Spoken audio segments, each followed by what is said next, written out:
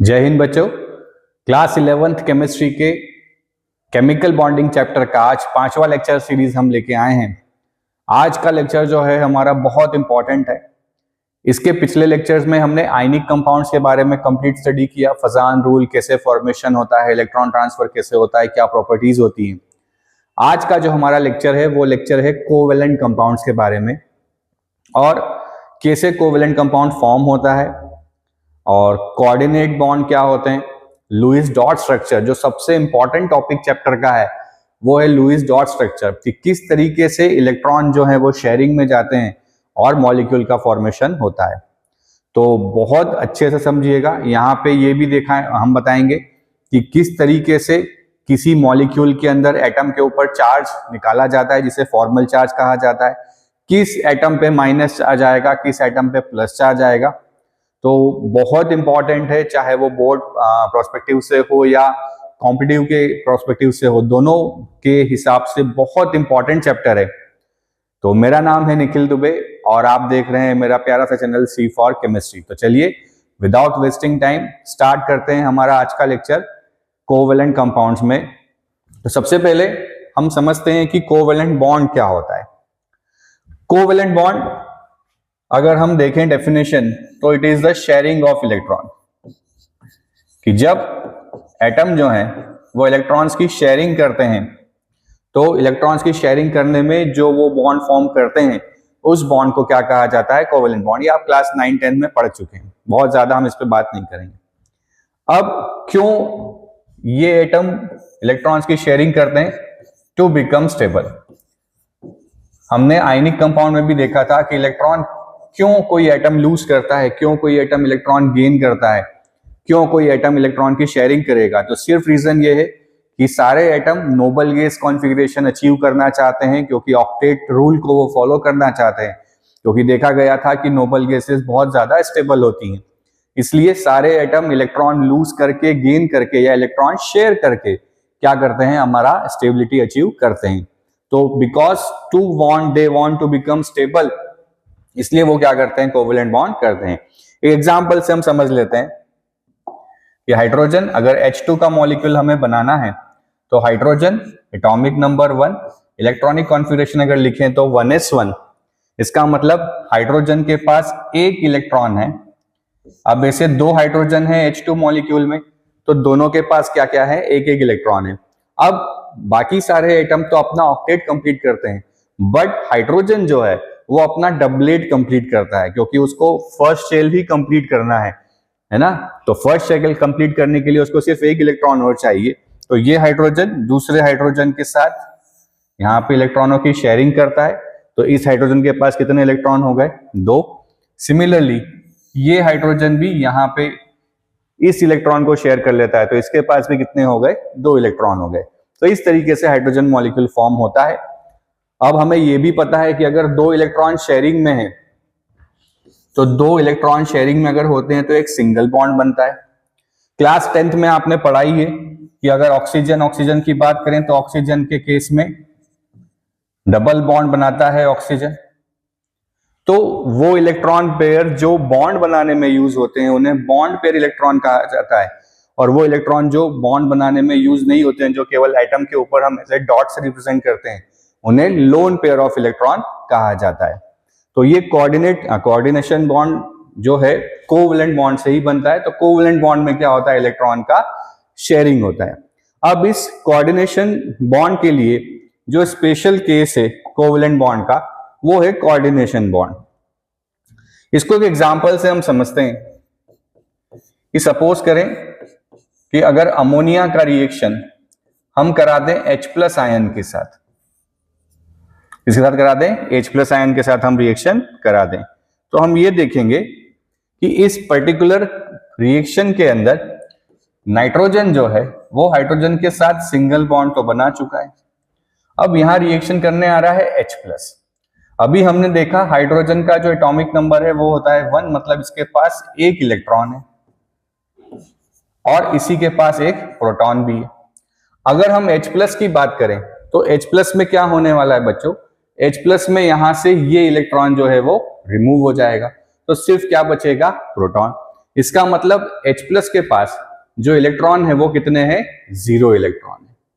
अब 0 इलेक्ट्रॉन के साथ जब H+ यहाँ बॉन्ड बनाने आएगा तो बट ऑब्वियसली इसके पास तो कोई इलेक्ट्रॉन है नहीं, बट नाइट्रोजन के पास जो लोन पेयर है उस लोन पेयर में से एक इलेक्ट्रॉन नाइट्रोजन किसको दे देगा, H+ को। तो जैसे ही H+ को यहाँ इलेक्ट्रॉन मिलेगा, यहाँ पे चार्ज कैसा आ जाएगा, माइनस, तो प्लस से माइनस क्या हो जाएगा, कैंसिल, और इलेक्ट्रॉन चूंकि हाइड्रोजन की तरफ शिफ्ट हुआ है तो चार्ज नाइट्रोजन पे आ जाएगा, और इसी बॉन्ड को क्या कहा गया है, कोऑर्डिनेट बॉन्ड। तो कोऑर्डिनेट बॉन्ड का मतलब क्या हुआ कि जब बॉन्ड बनाने के लिए जो दो नेसेसरी इलेक्ट्रॉन हैं, क्योंकि कोऑर्डिनेट बॉन्ड में, कोवेलेंट बॉन्ड में हमें 2 इलेक्ट्रॉन चाहिए कम से कम एक बॉन्ड बनाने के लिए। तो अभी हमने देखा पिछले एग्जांपल्स में कि ये जो इलेक्ट्रॉन होते थे ये दोनों एटम आपस में शेयर करते थे, दोनों एटम एक दूसरे के इलेक्ट्रॉन्स को शेयर करते थे। बट यहाँ पे अगर हम देखें तो यहाँ पे H+ के पास खुद का कोई इलेक्ट्रॉन नहीं है, वो सिर्फ इलेक्ट्रॉन किसका ले रहा है, नाइट्रोजन का ही। मतलब बॉन्ड बनाने के लिए जो दो नेसेसरी इलेक्ट्रॉन्स हैं वो दोनों इलेक्ट्रॉन नाइट्रोजन खुद अवेलेबल करा रहा है, और वो बॉन्ड बना रहा है किसके साथ, H+ के साथ। तो ऐसे बॉन्ड जहां पे बॉन्ड बनाने के लिए जो दोनों इलेक्ट्रॉन है वो एक सिंगल एटम दे दे, उस पर्टिकुलर बॉन्ड को क्या कहा जाता है, कोऑर्डिनेट बॉन्ड। तो शेयरिंग इलेक्ट्रॉन यहां भी है, बट दोनों एटम एक दूसरे के इलेक्ट्रॉन शेयर नहीं कर रहे हैं। H+ ने जो बॉन्ड बनाने का इलेक्ट्रॉन है वो किसका लिया है, नाइट्रोजन का ही लिया है, इसलिए इस पर्टिकुलर बॉन्ड को क्या नाम दिया गया, कोऑर्डिनेट बॉन्ड। क्लास 12th के अंदर हम इसे बहुत अच्छे से पढ़ेंगे, पूरा एक चैप्टर ही हमें कोऑर्डिनेशन केमिस्ट्री का, ठीक है। अब ये बॉन्ड जो है ये डायरेक्टिव नेचर का होता है, इसके अंदर डायरेक्शन है। नॉर्मली बुक्स में आप देखेंगे तो सिंपल बॉन्ड ही बनाया जाता है, ऐसे डैश ही बनाया जाता है, बट रिप्रेजेंट करने का जो सही तरीका है वो ऐसा एरो के साथ है। एरो का मतलब होता है कि इलेक्ट्रॉन के ट्रांसफर की डायरेक्शन, की इलेक्ट्रॉन नाइट्रोजन से हाइड्रोजन की तरफ शेयर हुआ है। क्लियर है, क्या इतनी बात समझ में आई, नोट कीजिए इसे अच्छे से।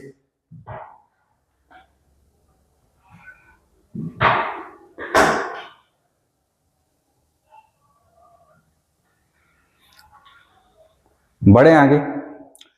अब ये तो इंट्रोडक्शन सिंपल सा था। अगला जो हमारा टॉपिक है जहां से अब हमें स्टार्ट करना है, बहुत इंपॉर्टेंट है। टॉपिक का नाम है लुईस डॉट स्ट्रक्चर। क्यों जरूरत पड़ी लुईस डॉट स्ट्रक्चर की? सपोज करें कि हमारे पास एक आयन है, कार्बोनेट आयन। अब इस कार्बोनेट आयन का स्ट्रक्चर क्या होगा? तो बेसिक इस कार्बोनेट आयन का जो स्ट्रक्चर है वो ऐसा कुछ होता है।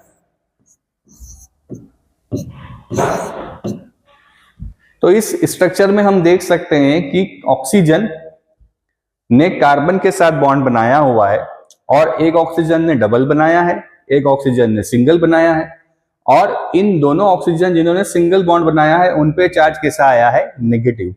तो ये बनता कैसे है, ये कैसे डिसाइड होता है कि नेगेटिव इन्हीं ऑक्सीजन पे आएगा, इस ऑक्सीजन पे नहीं आएगा? या फिर अभी जो हमने पढ़ा NH4 प्लस अमोनियम आयन जिसे कहा जाता है,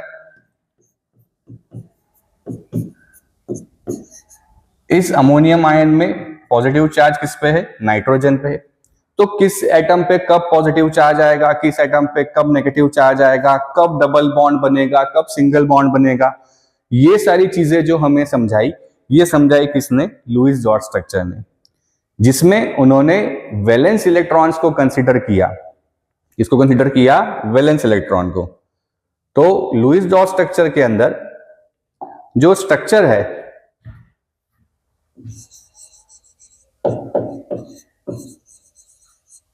बच्चों, थोड़ा सा ये लेक्चर हमारा लंबा होने वाला है क्योंकि काफी सारे एग्जांपल्स हमें करने हैं, काफी सारे कॉन्सेप्ट हमें समझने हैं। तो स्ट्रक्चर बेसिकली बनाया जाता है with the help of valence electron. Valence electron का मतलब क्या होता है? वैलेंस इलेक्ट्रॉन का मतलब होता है लास्ट शेल इलेक्ट्रॉन। क्या मतलब होता है? Last shell electron, outermost electron.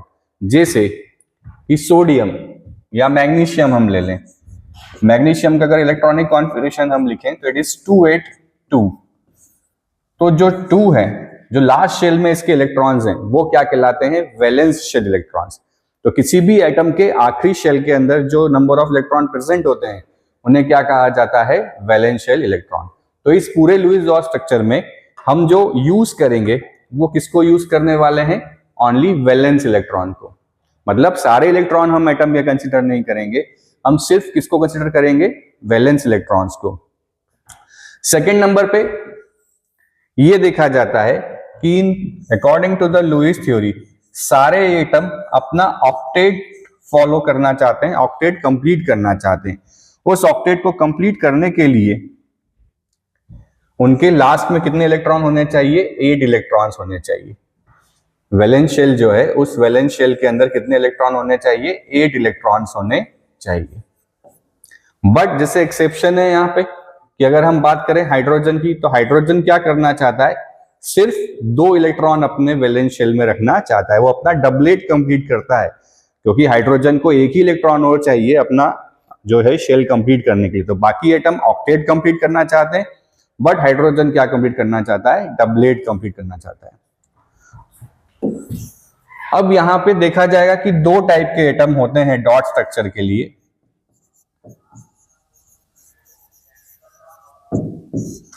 एक कहलाता है सेंट्रल एटम और एक कहलाता है कॉर्नर एटम।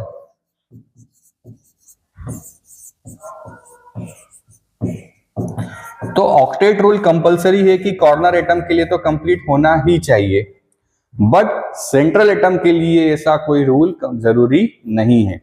यहां पे लेस देन ऑक्टेट भी हो सकता है, 8 इलेक्ट्रॉन्स, ऑक्टेट रूल भी कंप्लीट हो सकता है और 8 से ज्यादा भी हो सकते हैं।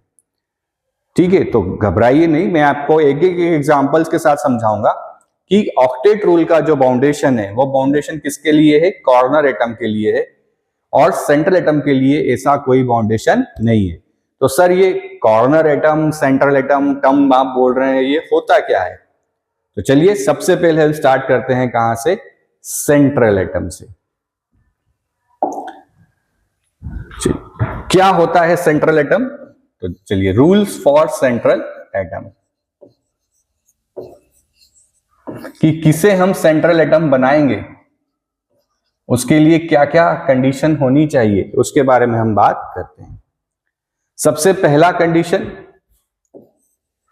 कि वो जो है, जो भी सेंट्रल एटम आप जिसे बना रहे हैं, जो लीस्ट नंबर में मॉलिक्यूल में होगा वो सेंट्रल एटम कहलाएगा। फॉर एग्जांपल जैसे H2O में कौन है सेंट्रल एटम? ऑक्सीजन, जो कि नंबर कम किसका है, ऑक्सीजन का। जैसे अमोनिया में NH3 में 3 हाइड्रोजन और 1 नाइट्रोजन, तो सेंट्रल एटम किसे बनाएंगे हम, नाइट्रोजन को। अब अगर नंबर ऑफ एटम सेम हो जाए तो फिर इलेक्ट्रोनेगेटिविटी के हिसाब से देखा जाएगा, और जिसकी इलेक्ट्रोनेगेटिविटी लीस्ट होगी उसे क्या बनाएंगे हम, सेंट्रल एटम। फॉर एग्जांपल जैसे CO, carbon monoxide. Carbon monoxide में कार्बन भी एक है और ऑक्सीजन भी एक है, तो लीस्ट इलेक्ट्रोनेगेटिव एटम कौन है यहाँ पे, कार्बन। तो जिसकी इलेक्ट्रोनेगेटिविटी कम होगी उसे हम क्या बनाएंगे, सेंट्रल एटम बनाएंगे। अगर ये भी सेम हो जाए तो फिर हम देखते हैं साइज को। तो जिसका एटॉमिक साइज बड़ा होगा वो क्या कहलाएगा यहाँ पे, सेंट्रल एटम। साइज भी अगर सेम हो जाए तो फिर हम बात करेंगे एटॉमिक नंबर की। तो जो हाईएस्ट एटॉमिक नंबर जिसका होगा वो क्या होगा, central atom. But normally in 2 में काम हो जाता है, मैक्सिमम टू मैक्सिमम यहां जा सकते हैं, इसकी कभी जरूरत नहीं पड़ती। ठीक है, तो किसे सेंट्रल एटम बनाया जाएगा किसी भी मॉलिक्यूल में, या तो वो नंबर में कम हो, अगर वो नंबर में सेम है तो इलेक्ट्रोनेगेटिविटी में कम हो, इलेक्ट्रोनेगेटिविटी भी अगर सेम है तो फिर उसका साइज बड़ा होना चाहिए, और नहीं तो लास्ट में क्या होना चाहिए, जिसका एटॉमिक नंबर ज्यादा होगा, हाईएस्ट होगा, वो क्या कहलाएगा, सेंट्रल एटम। पॉइंट नंबर 2 यहां पे कि hydrogen and fluorine can never be central atom. Hydrogen और फ्लोरीन कभी भी सेंट्रल एटम नहीं हो सकते, ध्यान रखेंगे इस पॉइंट को। कौन हो सकते हैं फिर? Oxygen, nitrogen, sulphur, phosphorus, carbon, silicon, chlorine etcetera, ये सभी सेंट्रल एटम हो सकते हैं, बट कभी भी हाइड्रोजन और फ्लोरीन को सेंट्रल एटम बनाया नहीं जाएगा। क्लियर है? तो ये सेंट्रल एटम के लिए कुछ चीजें आपको याद रखनी है। पॉइंट नंबर 2 हम लिख चुके हैं कि सबसे पहले हम क्या करेंगे, calculation of total valence electron.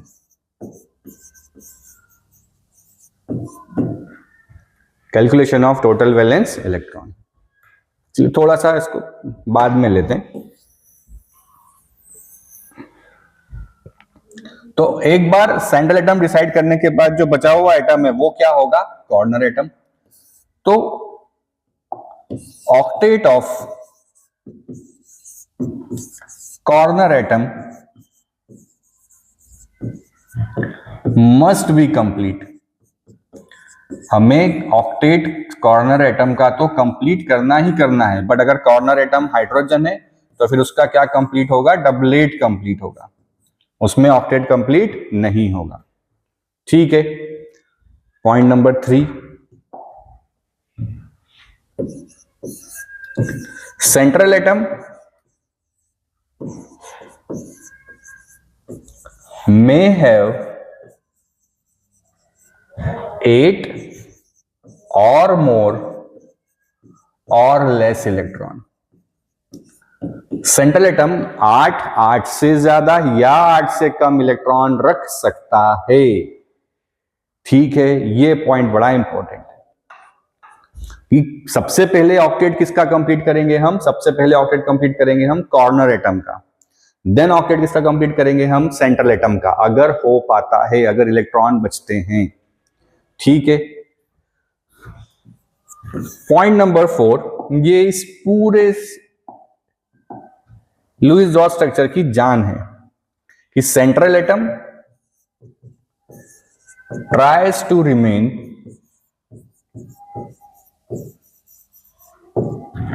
In its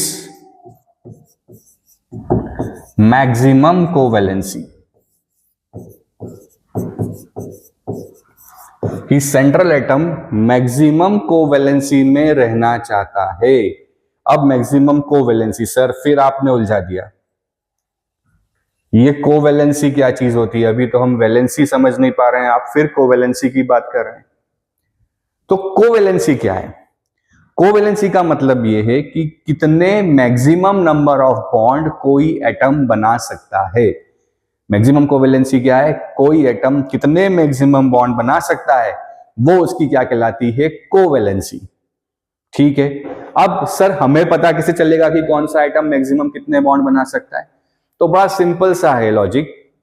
logic ये है कि जिस भी एटम के पास जितने नंबर ऑफ वैलेंस इलेक्ट्रॉन होंगे उतने बॉन्ड वो बना सकता है। फॉर एग्जाम्पल, जैसे कि हम देखें, वही एग्जाम्पल ले लेते हैं हम, ऑक्सीजन, सल्फर, नाइट्रोजन, फॉस्फोरस। देखिए ये इसलिए ले रहा हूं क्योंकि आपको बार बार यही मिलने वाले हैं, कार्बन, सिलिकॉन, क्लोरीन। देखिए अगर हम ऑक्सीजन के इलेक्ट्रॉनिक कॉन्फ़िगरेशन को लिखें तो 2,6, इसका मतलब ऑक्सीजन को तो 6 बॉन्ड बनाने चाहिए, है ना। अभी हमने कहा कि अगर मैक्सिमम कोवैलेंसी की बात करें तो मैक्सिमम कोवैलेंसी का मतलब क्या हुआ कि जितने बॉन्ड वो मैक्सिमम बना सकता है। तो कैसे पता चलेगा, तो मैंने आपसे कहा कि अगर हम लास्ट शेल के इलेक्ट्रॉन्स को देख लें तो वो क्या कर सकता है, उतने बॉन्ड बना सकता है।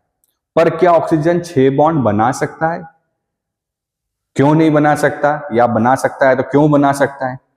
ठीक है, समझते हैं, जरा थोड़ा सा ध्यान से समझिएगा कि ऑक्सीजन अगर हम एटॉमिक नंबर लिखें 8, इलेक्ट्रॉनिक कॉन्फ़िगरेशन लिखें 1s2, 2s2, 2p4। अब एटॉमिक स्ट्रक्चर थ्योरी से वी नो वेरी वेल कि सेकेंड शेल के अंदर केवल s और p सब शेल होते हैं, s और p ऑर्बिटल ही होते हैं। इसका मतलब इसके पास कोई खाली d ऑर्बिटल नहीं है। तो ये सिर्फ क्या कर सकता है, कितने इलेक्ट्रॉन और ऑक्यूपाई कर सकता है, अपने पास 2।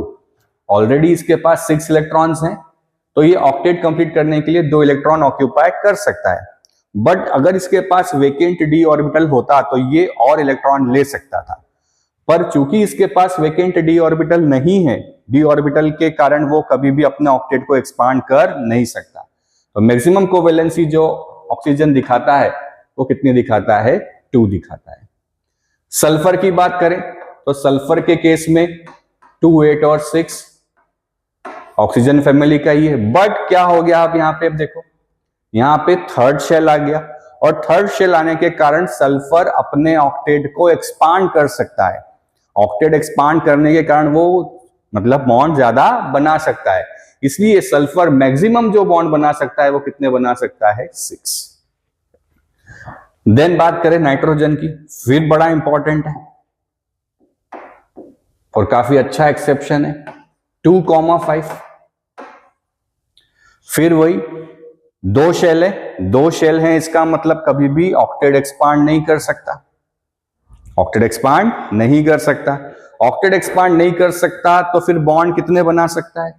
तो बड़ा इंपॉर्टेंट है कि नाइट्रोजन जो बॉन्ड बना सकता है वो बना सकता है 4। इलेक्ट्रॉन कितने हैं? 5, पर बॉन्ड कितने बना सकता है? 4। अभी हमने देखा था अमोनिया में कि अमोनिया में 3 तो बॉन्ड थे और एक क्या था? Lone pair. पर जैसे ही अमोनियम आयन बना, अमोनियम आयन में ये लोन पेयर किसमें बदल गया था? बॉन्ड पेयर में।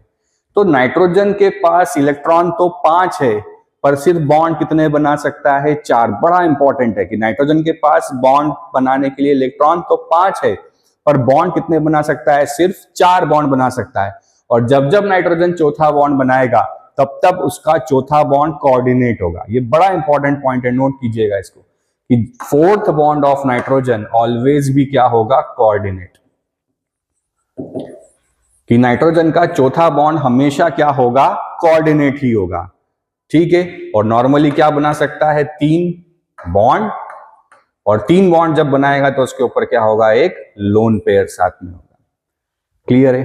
3 बॉन्ड जब भी बनाएगा तो उसके ऊपर क्या होगा? एक लोन पेयर होगा। फिर फास्फोरस की बात करें तो 2, 8 और 5। अब फास्फोरस ऑक्टेट एक्सपांड कर लेता है, ठीक है, तो मैक्सिमम बॉन्ड कितने बना सकता है? 5। कार्बन तो इलेक्ट्रॉन्स की शेयरिंग ही करता है, तो कितने बनाएगा? 4।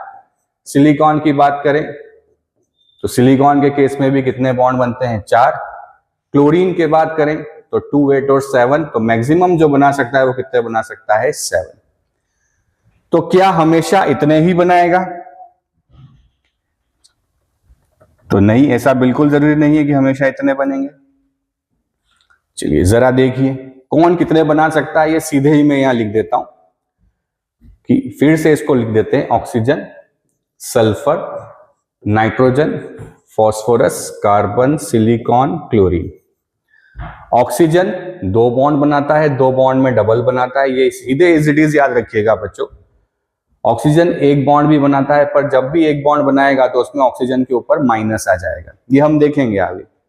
सल्फर 2 बॉन्ड भी बना सकता है, 4 बॉन्ड भी बना सकता है, 6 बॉन्ड भी बना सकता है।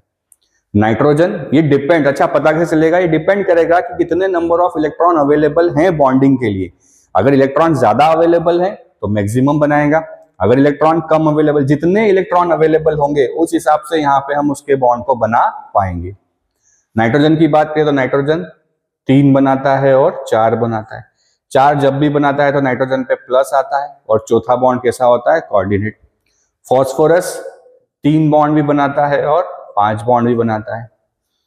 कार्बन 4 बॉन्ड बनाता है, सिलिकॉन 4 बॉन्ड बनाता है, और क्लोरीन जो है 1 भी बनाता है, 3 भी बनाता है, 5 भी बनाता है और 7 बॉन्ड भी बनाता है।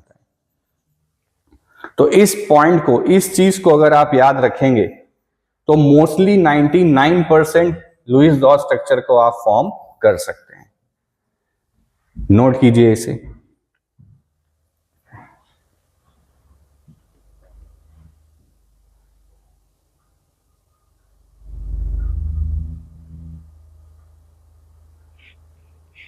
बढ़े आगे,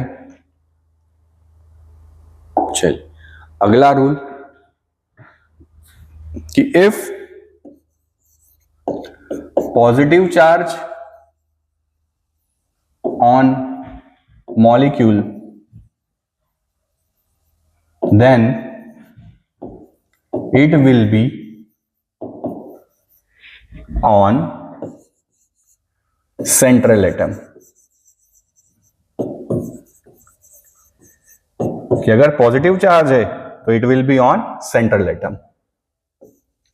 नेक्स्ट सेम टू सेम इसको कॉपी कर लेते हैं.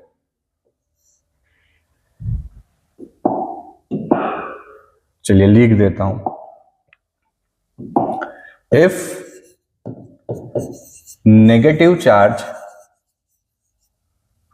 On molecule, then it will be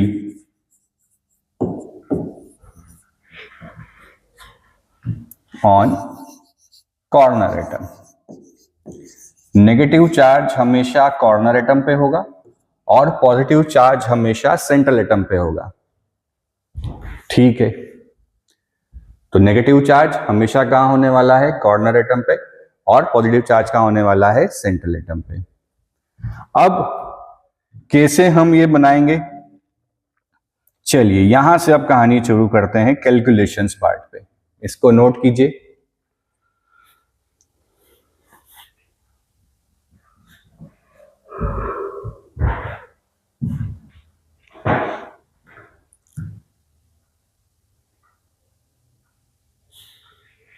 बढ़े आगे. चलिए कैलकुलेशन वाले पार्ट पे हम आते हैं.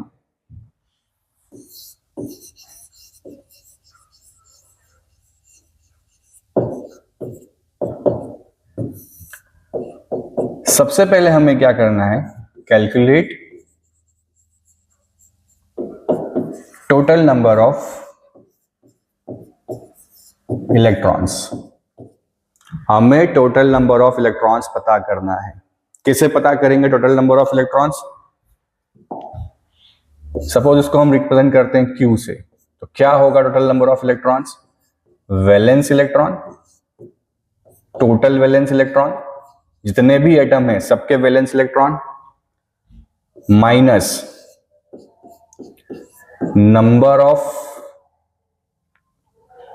देखिए अगर पॉजिटिव चार्ज है तो इलेक्ट्रॉन कम होते हैं और नेगेटिव चार्ज है तो इलेक्ट्रॉन बढ़ते हैं. तो minus number of positive charge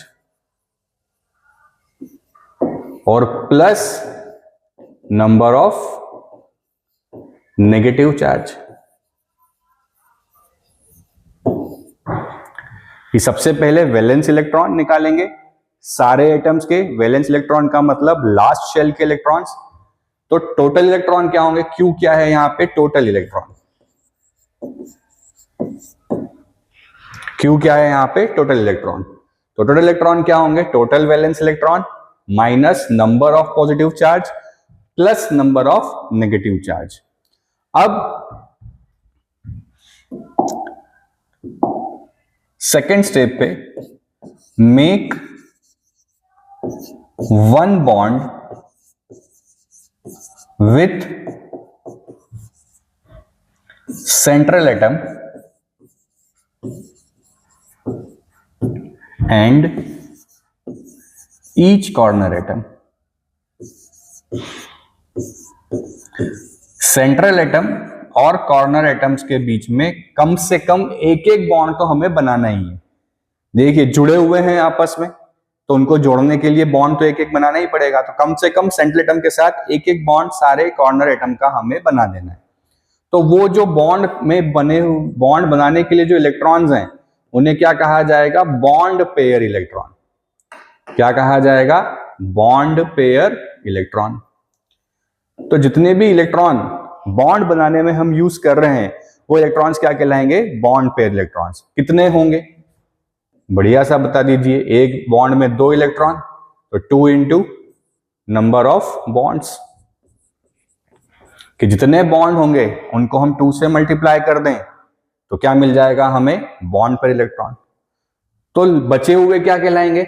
बचे हुए इलेक्ट्रॉन कहलाएंगे लोन पेयर इलेक्ट्रॉन. क्या कहलाएंगे?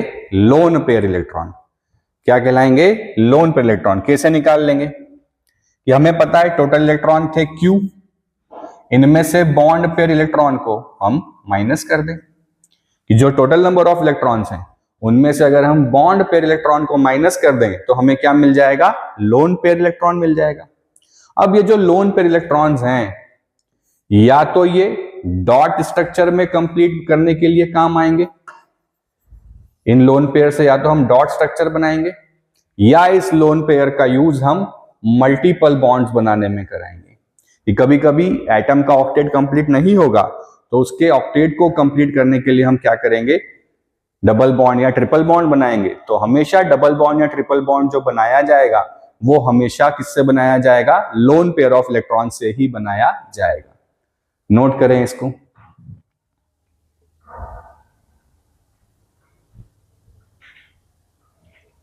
चलिए बहुत सारे एग्जाम्पल्स के लिए तैयार हो जाइए।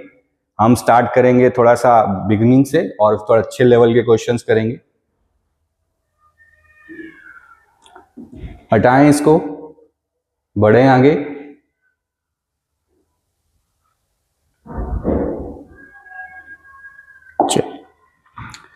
फर्स्ट एग्जाम्पल हमारा वही ले लेते हैं हम, हाइड्रोजन।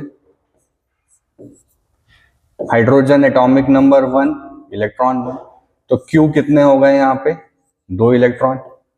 ठीक है, क्या कहा था हमने कि सबसे पहले एक एक बॉन्ड बना दें। अच्छा, यहां पे दोनों एटम तो सेम टू सेम है, इसलिए दोनों एटम के बीच में एक बॉन्ड बना दिया। एक बॉन्ड बना दिया मतलब बॉन्ड पेयर इलेक्ट्रॉन कितने हो गए, 2। तो लोन पेयर इलेक्ट्रॉन क्या होता था, loan pair electron is Q minus bond pair electron, मतलब 2 माइनस 2 कितना, 0। मतलब हाइड्रोजन पे कोई भी लोन पेयर अवेलेबल नहीं है। क्या इस बात को समझे?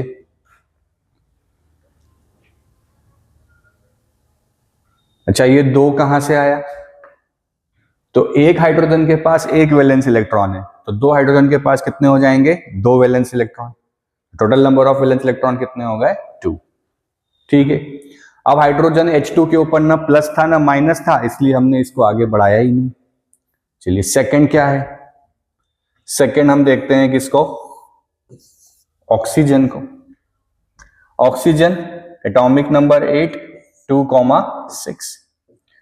तो चलिए अगला बनाते हैं ऑक्सीजन का।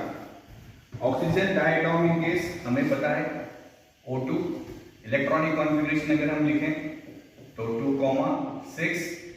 टोटल वैलेंस इलेक्ट्रॉन क्यों कितने हो जाएंगे, लार्ज शेल में 6 इलेक्ट्रॉन है तो 2 into 6, ना कोई प्लस है ना कोई माइनस है, इसलिए बाकी सारे इलेक्ट्रॉन 0, ना कम करना है ना बढ़ाना है। तो टोटल वैलेंस इलेक्ट्रॉन कितने हो गए यहाँ पे, 12। अब हमने कहा था कि एक एक बॉन्ड तो बनाना ही है, तो एक बॉन्ड हम बना देते हैं। अब ऑक्टेट कंप्लीट करें तो इस ऑक्सीजन की अगर हम बात करें तो 1 2 3 4 5 6 ये 7 और ये 8, तो इसका ऑक्टेट कंप्लीट। इस वाले को अगर हम देखें तो टोटल 8 इलेक्ट्रॉन यूज कर चुके हैं 12 में से, तो 4 बचे, तो ये हो गया 1 2 और 3 4। अब क्या समस्या आ गई, समस्या ये आ गई कि इस ऑक्सीजन का तो ऑक्टेट कंप्लीट है, बड़े ऑक्सीजन का ऑक्टेट कंप्लीट नहीं है। तो हमने कहा था कि जो भी लोन पेयर्स होंगे, लोन पेयर्स का यूज या तो डॉट स्ट्रक्चर में काम आएगा या इनका यूज होगा मल्टीपल बॉन्ड बनाने के लिए। तो यहाँ पे इस ऑक्सीजन का ऑक्टेट कंप्लीट करने के लिए हम क्या करेंगे, यहाँ से एक लोन पेयर का यूज करेंगे और क्या हो जाएगा, यहाँ पे डबल बॉन्ड बन जाएगा। तो जैसे ही यहाँ पे इस वाले का अगर हम इस्तेमाल करें डबल बॉन्ड बनाने के लिए, तो अब इस वाले के पास भी लोन पेयर कितने बचे, 2। तो एक लोन पेयर का यूज हमने कहा कर लिया मल्टीपल बॉन्ड बनाने में। तो अब इलेक्ट्रॉन देख लें, 1 2 3 4 5 6 7 और 8, इसका ऑक्टेट कंप्लीट। यहां चले तो 1 2 3 4 5 6 7 8, इसका भी ऑक्टेट कंप्लीट। तो इस तरीके से लोन पेयर का यूज जो है या तो डॉट के फॉर्म में हम इसको रिप्रेजेंट कर सकते हैं या फिर उनका इस्तेमाल हम मल्टीपल बॉन्ड बनाने के लिए कर सकते हैं। ठीक है, तो ये बड़ा सिंपल सा है, ये क्लास 9th में 10th में आपने बनाया ही है। चलिए थोड़ा सा एक लेवल हम आगे बढ़ाते हैं, बनाते हैं हम अमोनियम आयन का NH4+। यहां पे अब हेट्रोलिटिक एटम है, अलग अलग टाइप के एटम्स हैं, तो जितने भी एटम्स हैं उन सारे एटम्स का हमें क्या करना है, यहाँ पे वैलेंस इलेक्ट्रॉन कैलकुलेट करना है। तो पहला एटम तो कौन सा हो गया, nitrogen, atomic number 7, electronic configuration लिखे तो 2,5। दूसरा कौन सा है, hydrogen, atomic number 1, electronic configuration 1। तो Q कितना हो गया, टोटल वैलेंस इलेक्ट्रॉन कितने हो गए, सारे एटम्स के वैलेंस इलेक्ट्रॉन को सम करना है। तो 5 तो नाइट्रोजन के प्लस 1 हाइड्रोजन का, पर हाइड्रोजन टोटल कितने हैं 4, तो 1 × 4। अब इसके ऊपर है एक प्लस चार्ज, तो हमने फॉर्मूले में लिखा है कि प्लस चार्ज को क्या करना है, हमें माइनस करना है। तो कितने प्लस चार्ज है, 1, तो यहाँ पे क्या कर देंगे -1। तो कितना हो गया ये 5 + 4 - 1, 5 4 9, 9 में से 1 गया, बचा कितना 8। मतलब टोटल जो वैलेंस इलेक्ट्रॉन है वो वैलेंस इलेक्ट्रॉन कितने हैं, 8। अब बनाते हैं इसका डॉट स्ट्रक्चर। तो सबसे पहले सेंट्रल एटम ले लिया हमने, किसको, नाइट्रोजन को। हमने कहा था कि सारे एटम्स के बीच में एक एक बॉन्ड तो होना ही चाहिए सेंट्रल एटम के साथ। तो 4 हाइड्रोजन है, तो चारों हाइड्रोजन के साथ हम क्या करें, एक एक बॉन्ड बना देते हैं। हमने बॉन्ड बना लिया। अब टोटल इलेक्ट्रॉन कितने थे, 8, और बॉन्ड बनाने में जो इलेक्ट्रॉन यूज हो चुके हैं वो भी कितने हो चुके हैं, 8।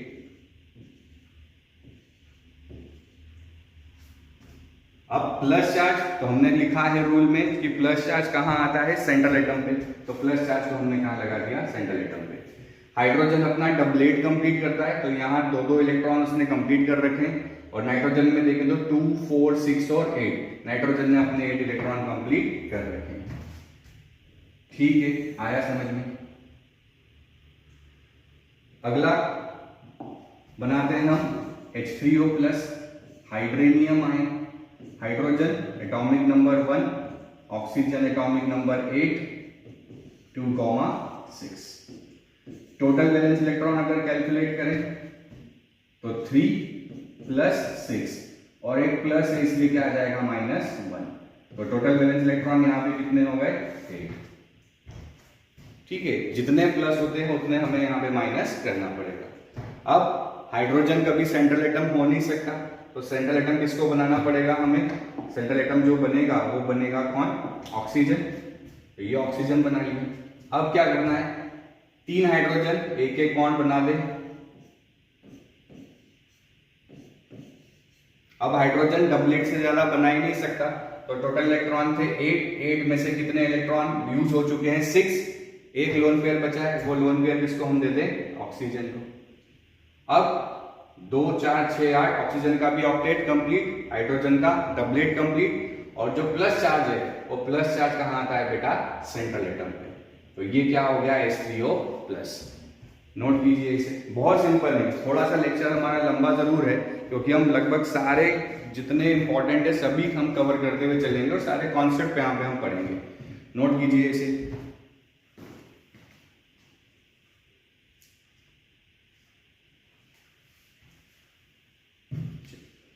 थोड़ा सा एक लेवल अपग्रेड करते हैं,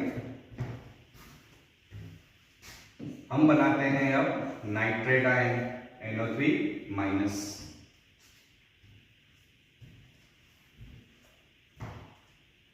क्या बनाते हैं, nitrate ion.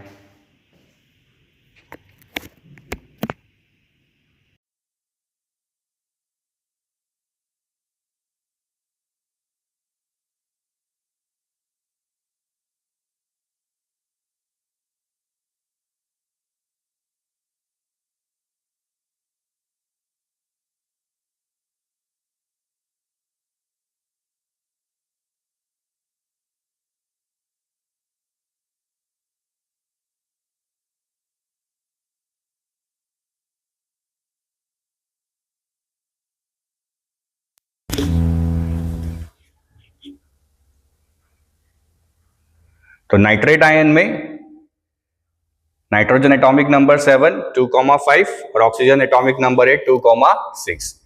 Total valence electron अगर हम कैलकुलेट करें Q तो कितना हो जाएगा, 5 + 3 × 6, और एक माइनस यहां पे है तो एक माइनस है, इसलिए क्या करना पड़ेगा, यहाँ पे हमें इस माइनस वाले इलेक्ट्रॉन को भी ऐड करना पड़ेगा। तो कितना हो गया टोटल, 5 प्लस 18 प्लस 1, 18 5 23 और 1 24। तो टोटल इलेक्ट्रॉन जो हमारे पास अवेलेबल है वो कितने हैं, 24। ठीक है, टोटल इलेक्ट्रॉन 24। अब क्या कहें कि एक एक बॉन्ड तो हमें बनाना ही है। एक ये ऑक्सीजन के साथ बना दिया, एक इधर बना दिया और एक इधर बना दिया। अब करना है हमें ऑक्टेट कंप्लीट पहले कॉर्नर एटम्स का, क्योंकि पहले किसका ऑक्टेट कंप्लीट होता है, कॉर्नर एटम्स का। तो कॉर्नर एटम्स का ऑक्टेट कंप्लीट अगर हम करें तो 6 इलेक्ट्रॉन हम यूज कर चुके हैं, 7 8 9 10 11 12 13 14 15 16 17 18 19 20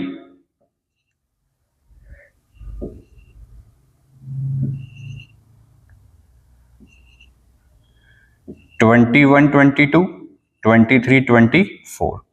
तो देखिए 2 4 6 और ये 2 8, 2 4 6 और ये 2 8, 8 और 8 16, 2 4 6 और ये 2 8, कितने हो गए 24।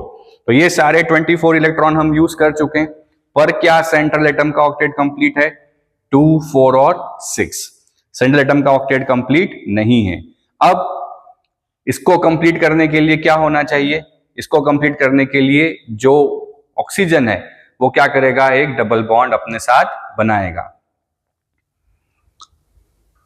चलिए डबल बॉन्ड बनाते हैं, ये गया यहां,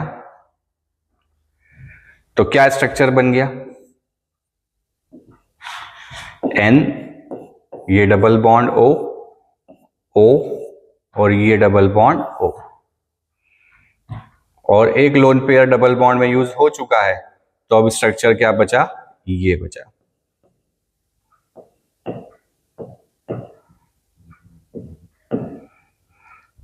तो नाइट्रोजन के पास भी 8 इलेक्ट्रॉन है, इस ऑक्सीजन के पास भी 8 इलेक्ट्रॉन है, इसके पास भी है और इसके पास भी है। पर अब एक प्रॉब्लम आ गई, प्रॉब्लम ये आ गई कि सेंट्रल एटम अगर होता है और प्लस चार्ज होता है तो प्लस चार्ज तो सेंट्रल एटम को दे दिया जाता है, बट अगर प्लस चार्ज नहीं है और माइनस चार्ज है तो माइनस चार्ज कहां दिया जाता है, हमेशा कॉर्नर एटम को दिया जाता है। कहां दिया जाता है, कॉर्नर एटम को दिया जाता है। तो अगर कॉर्नर एटम को दिया जाता है तो यहां हमारे पास 3 कॉर्नर एटम है, तो ये माइनस तो एक ही है। अब इस एक माइनस को हम कौन से 3 ऑक्सीजन पे दें, ये बड़ा यहां पे अब कॉम्प्लिकेशन उठता है कि माइनस हमेशा कॉर्नर एटम पे आएगा, और अगर माइनस कॉर्नर एटम पे आएगा तो कौन से ऑक्सीजन पे ये माइनस आना चाहिए। ठीक है, तो अब इस प्रॉब्लम को दूर करने के लिए क्या निकाला जाता है, फॉर्मल चार्ज। क्या कैलकुलेट किया जाता है बेटा, फॉर्मल चार्ज। तो फॉर्मल चार्ज होता क्या है, charge present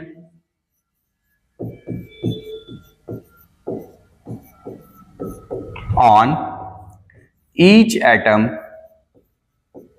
charge present on each atom of molecule, कि किसी मॉलिक्यूल के हर एटम पे जो चार्ज प्रेजेंट होता है उसे क्या कहा जाता है, फॉर्मल चार्ज कहा जाता है। निकाला कैसे जाता है, इसका फॉर्मूला होता है कि valence electron minus loan pair electron minus bond pair electron divided by 2, कि valence electron minus loan pair electron minus bond pair electron divide by 2। जैसे यहां पे अगर हमें चार्ज निकालना है तो हम क्या करें, इस ऑक्सीजन को हम 1 नाम दे देते हैं, इस ऑक्सीजन को हम 2 नाम दे देते हैं, इस ऑक्सीजन को हम 3 नाम दे देते हैं। तो आप देख सक रहे हो कि ये जो 1 और 2 है ये दोनों एक जैसे हैं, इनके पास जितने बॉन्ड पेयर हैं, जितने लोन पेयर है वो सेम है। एक बॉन्ड ये भी बना रहा है, एक बॉन्ड ये भी बना रहा है। 6 इलेक्ट्रॉन इसके पास भी है, 6 इलेक्ट्रॉन इसके पास भी है, पर इस ऑक्सीजन ने 2 बॉन्ड बनाए हैं और इसके पास 2 लोन पेयर है। ठीक है, तो निकालते हैं जरा। ऑक्सीजन 1 और 2 के लिए क्या आता है? वैलेंस इलेक्ट्रॉन, ऑक्सीजन के पास वैलेंस इलेक्ट्रॉन कितने हैं? 6 माइनस कितने लोन पेयर इलेक्ट्रॉन है? 1 2 3 4 5 6, 6 minus 6 minus bond pair electron कितने हैं? तो एक ही बॉन्ड बना रहा है, ये भी एक बना रहा है, ये भी एक बना रहा है, तो बॉन्ड पेयर इलेक्ट्रॉन कितने हो गए? 2/2। तो 2 से 2 कैंसिल, तो बचा 1। तो 6 माइनस 6 0, -1 मतलब -1। इसका मतलब ऑक्सीजन 1 और ऑक्सीजन 2 पे जो है कैसा चार्ज है? 2 माइनस का। Sir sir sir sir sir NO3 में तो केवल एक ही माइनस है, यहां तो आपने 2 माइनस लगा दिए। अरे रुको जरा, सब्र करो, हम सारे एटम पे एक बार चार्ज तो निकाल लें। ऑक्सीजन 3 के लिए देखें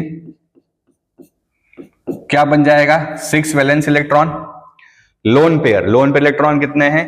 4 माइनस कितने बॉन्ड बना रखे हैं? 2। तो बॉन्ड पे इलेक्ट्रॉन कितने हो गए? 4। 4 डिवाइड बाय 2 मतलब 2। तो कितना हो गया ये? 6 माइनस 6 बराबर 0, मतलब इस ऑक्सीजन पे कोई चार्ज नहीं है। बारी आती है किसकी? नाइट्रोजन की। नाइट्रोजन एटॉमिक नंबर हमने देखा था 7, इलेक्ट्रॉनिक कॉन्फ़िगरेशन में लास्ट में 5 इलेक्ट्रॉन, तो 5 माइनस कितने यहां पे लोन पेयर प्रेजेंट है? एक भी नहीं, तो 0। बॉन्ड कितने बना रखे नाइट्रोजन ने? 4, मतलब 8 इलेक्ट्रॉन, तो 8/2 कितना हो गया? 4। 5 माइनस 4 कितना हो गया? +1। इसका मतलब इस नाइट्रोजन पे जो चार्ज है वो कैसा है? +1 चार्ज है। कैसा चार्ज है? +1 चार्ज है। क्या इतनी ये बात समझ में आई? चार्ज कैसा है? +1 चार्ज है। इसका मतलब किसी भी एक ऑक्सीजन पे जो नाइट्रोजन ने बॉन्ड बनाया है वो कैसा बनाया है? डेटिव बॉन्ड बनाया है। कैसा बनाया है? Dative bond, directive coordinate bond बनाया है। क्योंकि नाइट्रोजन पे प्लस तभी आता है, हमने कहा देखा था पहले भी कि नाइट्रोजन 4 बॉन्ड जब बनाता है तो कोऑर्डिनेट बनाता है और उसके ऊपर प्लस चार्ज आता है। क्लियर है? तो नोट कीजिए, इसे बड़ा इंपॉर्टेंट है फॉर्मल चार्ज, और इसी फॉर्मल चार्ज से हम क्या कर सकते हैं? आगे की चीजें कैलकुलेट आसानी से कर सकते हैं। अब यहां पे एक चीज आप और देख पा रहे हैं कि सर आपने तो ये वाला इलेक्ट्रॉन पेयर लिया, सभी के पास सिंगल सिंगल था, तो सिमिलरली ये भी दे सकता था, सिमिलरली ये वाला भी दे सकता था, बिल्कुल दे सकता था। तो जब किसी मॉलिक्यूल के एक से ज्यादा स्ट्रक्चर पॉसिबल हो तो उन्हें क्या कहा जाता है? Resonating structure. क्या कहा जाता है? Resonating structure. कि जब किसी मॉलिक्यूल के एक सिंगल स्ट्रक्चर से हम उसको पूरा डिस्क्राइब नहीं कर पाए और उसके एक से ज्यादा अगर स्ट्रक्चर हो तो उन्हें क्या कहा जाता है? रेजोनेटिंग स्ट्रक्चर कहा जाता है। क्लियर है? बढ़े आगे। तो इसी अगर नाइट्रेट आयन के हम स्ट्रक्चर की बात करें तो देखिए क्या क्या स्ट्रक्चर बन सकते हैं।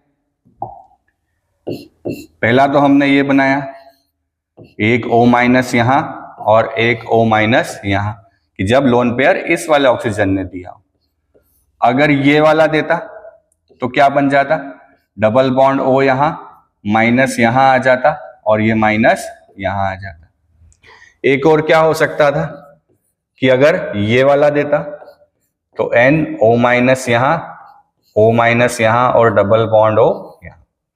तो ये तीनों स्ट्रक्चर जो हैं, एक से ज्यादा स्ट्रक्चर है नाइट्रेट आयन के, इसलिए तीनों स्ट्रक्चर क्या है? Resonating structure. तो अब इन स्ट्रक्चर में से सही कौन सा है? तो सही जो एक्चुअल बताता है वो कहलाता है रेजोनेंस हाइब्रिड। उसे क्या कहा जाता है? Resonance hybrid. कैसे बनाते हैं सर? ये भी बता ही दो। चलिए बता देते हैं। तो सिंगल बॉन्ड तो तीनों में है, ये तो क्लियर हो गया। अब डबल बॉन्ड क्या है? कभी इसके पास, कभी उसके पास, कभी इसके पास। तो ना तो ये सारे तीनों ऑक्सीजन पूरी तरीके से सिंगल है, ना ये पूरी तरीके से डबल है। इसका मतलब अगर अब हमें यहाँ हाइब्रिड बनाना है तो ना तो यहाँ पे ये पूरी तरीके से सिंगल होगा और ना ये पूरी तरीके से डबल होगा। सिमिलरली जो माइनस है वो इन 3 ऑक्सीजन पे डिवाइडेड है, तो यहां पे डेल्टा माइनस हो जाएगा कितना? 2/3।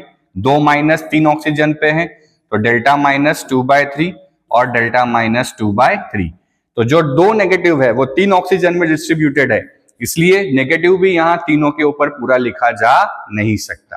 तो ये क्या कहलाता है, इसका कंप्लीट रेजोनेंस हाइब्रिड। तो जब किसी मॉलिक्यूल के एक से ज्यादा स्ट्रक्चर अगर पॉसिबल हैं और एक से ज्यादा स्ट्रक्चर से हम उसको अगर डिफाइन नहीं कर पा रहे हैं तो उसे रेजोनेटिंग स्ट्रक्चर कहा जाता है, और उसका जो कंप्लीट स्ट्रक्चर बनता है उसे रेजोनेंस हाइब्रिड कहा जाता है। क्या कहा जाता है? Resonance hybrid. नोट कीजिए इसे।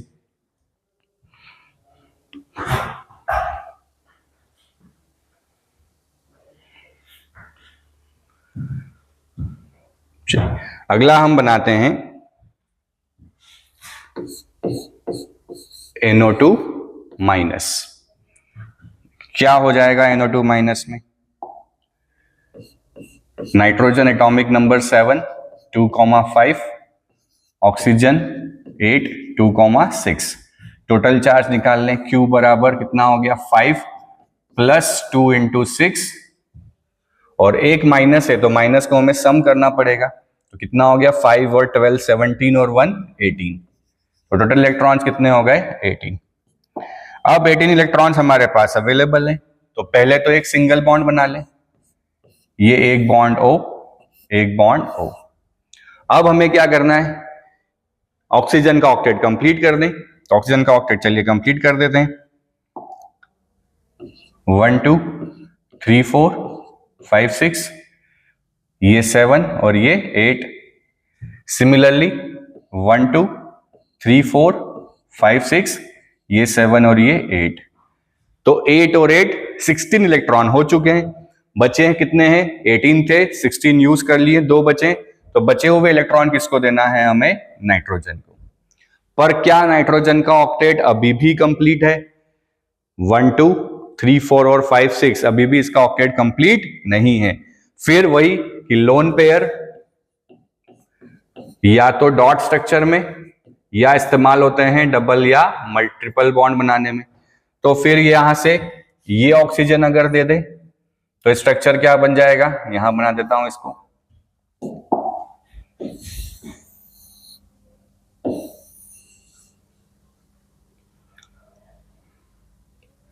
इट विल बी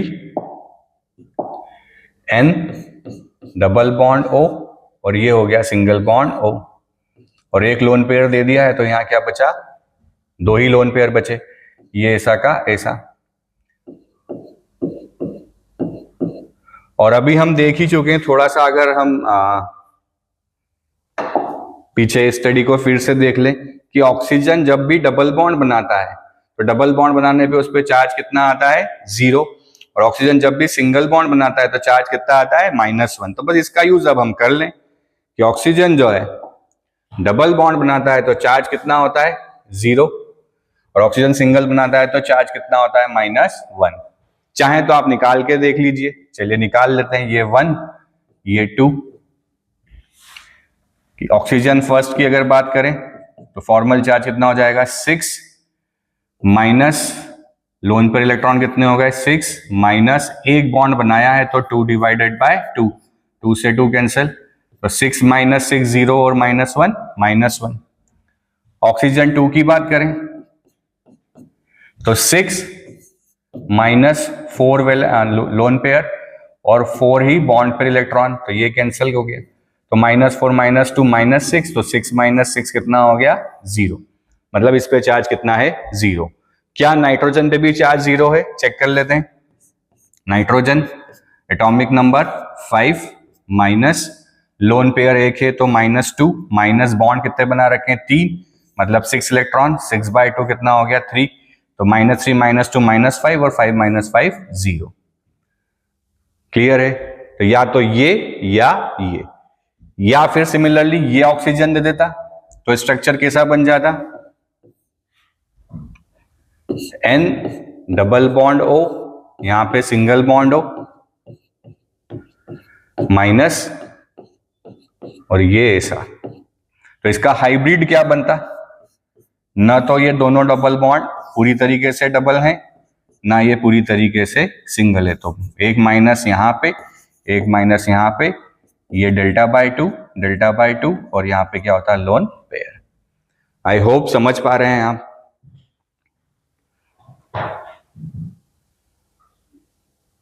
ठीक है, बढ़े आगे।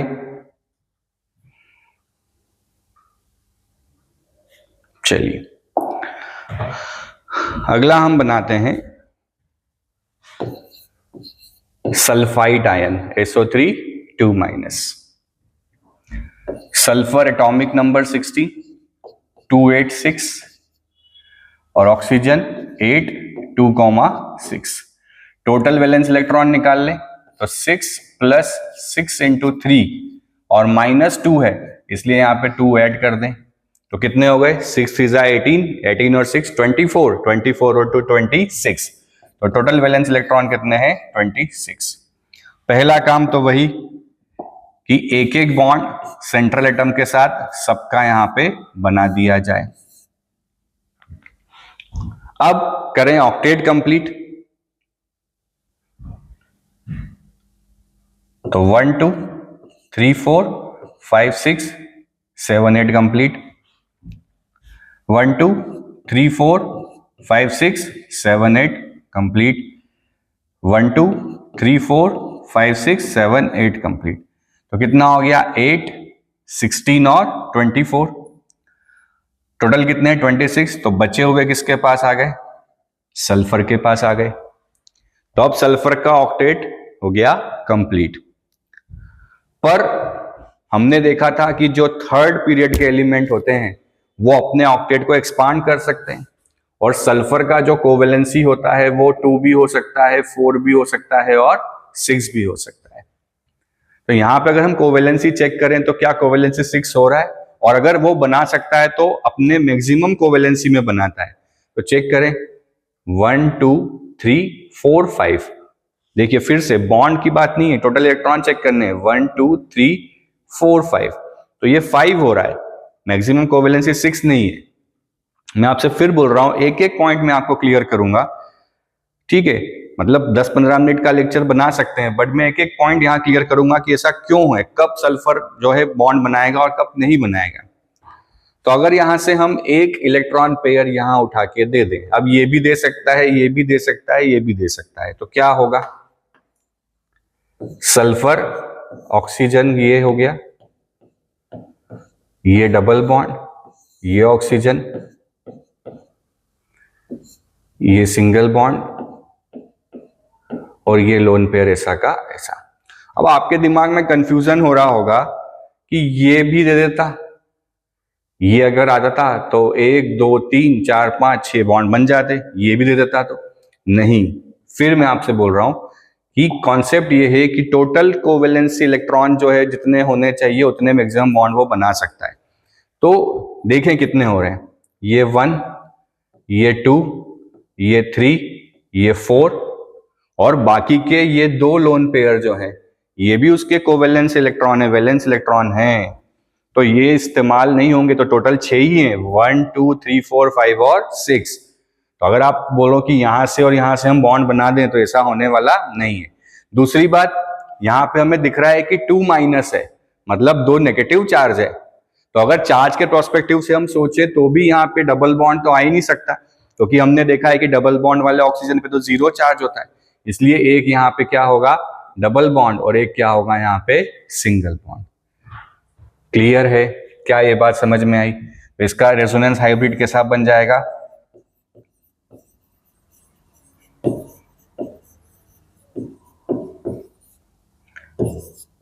तीनों बॉन्ड ना पूरी तरीके से सिंगल, ना पूरी तरीके से डबल, और 2- 3 ऑक्सीजन में डिस्ट्रीब्यूटेड है, इसलिए नेगेटिव चार्ज कितना हो जाएगा? 2/3। क्लियर है? क्या ये बात समझ आ रही है? क्या इतना समझ पा रहे हैं?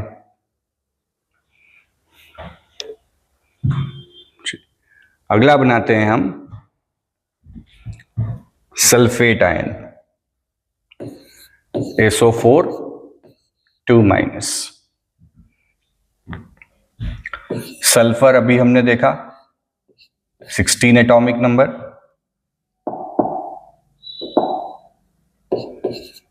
2 8 6।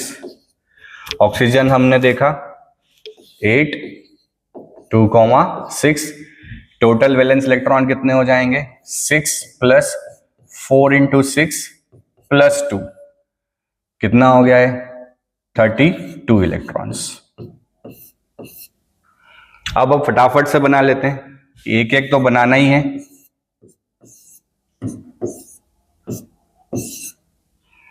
ठीक है, अब हमें दिख रहा है 2 माइनस है, तो किन्हीं भी ऑक्सीजन पे जो सिंगल बॉन्ड बनाएंगे उन पे क्या लगा दो डबल माइनस, और बचे हुए पे क्या लगा दो डबल बॉन्ड।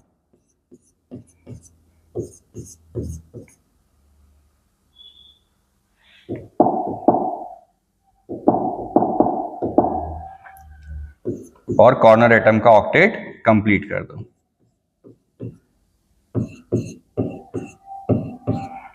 देखें कितने इलेक्ट्रॉन हो गए 2 4 6 8 10 12 14 16 18 20 22 24 26 28 30 और 32। तो एक बार अगर आपको पिक्चर समझ में आती है तो बहुत फटाफट है। क्या था 2 माइनस था, हमें पता है ऑक्सीजन सिंगल में माइनस बनाता है, डबल में 0 चार्ज होता है, तो ये दो ऑक्सीजन डबल बॉन्ड वाला। अच्छा, ये माइनस कहीं भी जा सकता है, रेजोनेंस हाइब्रिड अगर बनाएंगे तो कैसा बन जाएगा, ये ऐसा कुछ रेजोनेंस हाइब्रिड होगा। फॉर्मल चार्ज अब आपको निकालते आता ही है, ये सारे बॉन्ड ना तो पूरी तरीके से डबल होंगे ना पूरी तरीके से सिंगल होंगे, और दो नेगेटिव चार्ज ये डिवाइडेड है किसके अंदर 4 ऑक्सीजन में, तो डेल्टा माइनस कितना हो जाएगा यहाँ 2/4, डेल्टा माइनस कितना हो जाएगा 2/4। क्लियर है?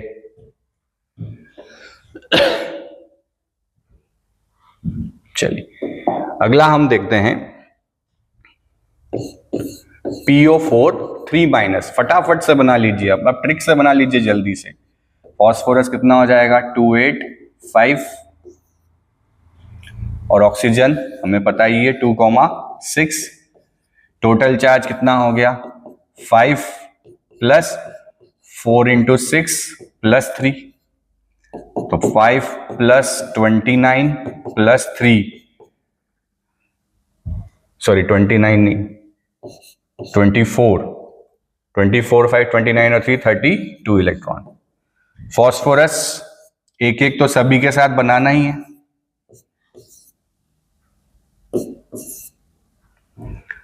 तीन माइनस है तो ऐसे 3 ऑक्सीजन होंगे जिन पे माइनस, और एक पे क्या होगा डबल बॉन्ड। ये तो अब सीख ही गए हैं आप, और बाकी पे सब पे क्या लगा दें ऑक्टेट कंप्लीट करते हुए उतने इलेक्ट्रॉन लगा दें।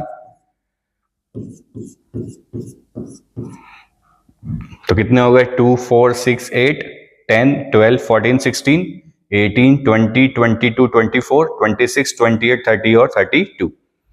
फिर वही कि यहां पे माइनस इस पे भी हो सकता था, किसी पे भी हो सकता था, -4 में डिस्ट्रीब्यूटेड 4/3 माइनस, डबल बॉन्ड यहां भी हो सकता था, यहां भी हो सकता था, यहां भी हो सकता था, यहां भी हो सकता था। क्लियर है बेटा? तो ये है आपका लुईस डॉट स्ट्रक्चर। अब बात करते हैं इसके कुछ लिमिटेशंस की। किसकी बात करते हैं? लिमिटेशन की। कहां ये थ्योरी फेल हो गई?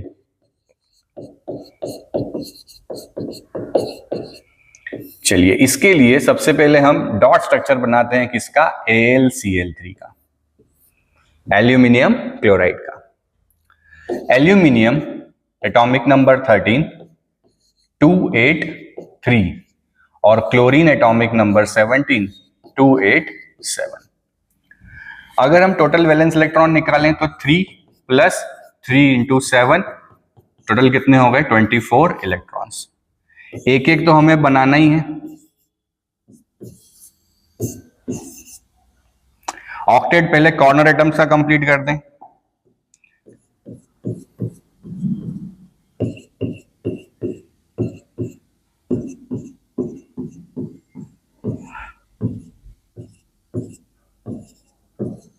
तो 8 16 और 24 इलेक्ट्रॉन्स हो चुके हैं। अब कोई इलेक्ट्रॉन बचा हुआ नहीं है, इसका मतलब एल्यूमिनियम के पास कोई लोन पेयर आने वाला नहीं है।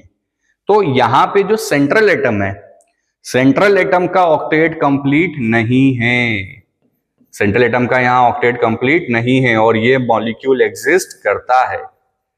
इसका मतलब ऐसे पर्टिकुलर कंपाउंड जिनका ऑक्टेट कंप्लीट नहीं होता और वो एग्जिस्ट करते हैं, they are known as electron deficient compound. तो लुईस थ्योरी ने तो यही कहा था। क्या कहा था लुईस थ्योरी ने? उसने कहा था कि एटम स्टेबल होना चाहता है। क्यों होना चाहता है? क्योंकि वो ऑक्टेट कंप्लीट करना चाहता है। पर देखा गया कि एल्यूमिनियम क्लोराइड हो गया, इसके अलावा FeCl3 हो गया, BF3 हो गया, ये सारे वो मॉलिक्यूल्स हैं जिनमें सेंट्रल एटम का ऑक्टेट कंप्लीट नहीं होता, बट फिर भी ये एग्जिस्ट करते हैं। तो इलेक्ट्रॉन डेफिशिएंट कंपाउंड भी एग्जिस्ट करते हैं। ठीक है, फिर हम देखें कि हमने ये PO4 बनाया। यहां जरा फास्फोरस को देखें। फास्फोरस के पास टोटल इलेक्ट्रॉन कितने हैं? 5 बॉन्ड बना रहा है और 5 बॉन्ड में इलेक्ट्रॉन कितने हो गए? 10। तो यहां सेंट्रल एटम के पास इलेक्ट्रॉन कितने हैं? 10। मतलब इन्होंने क्या किया? अपना ऑक्टेट एक्सपांड कर लिया। तो ऐसे मॉलिक्यूल भी एग्जिस्ट करते थे जिनमें इलेक्ट्रॉन डेफिशिएंट होता था, ऑक्टेट कंप्लीट नहीं होता था सेंट्रल एटम का। ऐसे मॉलिक्यूल भी एग्जिस्ट करते हैं जिनमें क्या होता है? ऑक्टेट एक्सपांड हो जाता है, जैसे ये फॉस्फेट आयन। जैसे यहाँ पे सल्फर के केस में हम देखें तो 1 2 3 4 5 6 बॉन्ड, मतलब टोटल इलेक्ट्रॉन कितने हो गए इसके पास? 12 इलेक्ट्रॉन। तो ये वो कुछ मॉलिक्यूल्स थे जहां पे इनका जो रूल था कि ऑक्टेट कंप्लीट करने के लिए एटम कोवेलेंट बॉन्ड बनाता है, ये क्या होने लगा? वायलेट होने लगा। इसके अलावा एक बहुत बेहतरीन सा एग्जांपल मैं आपको देता हूं। NO, जरा इसका डॉट स्ट्रक्चर बनाइए, आपको मजा आ जाएगा। Nitric acid, sorry nitric oxide. NO का जरा बनाइए, क्या होगा?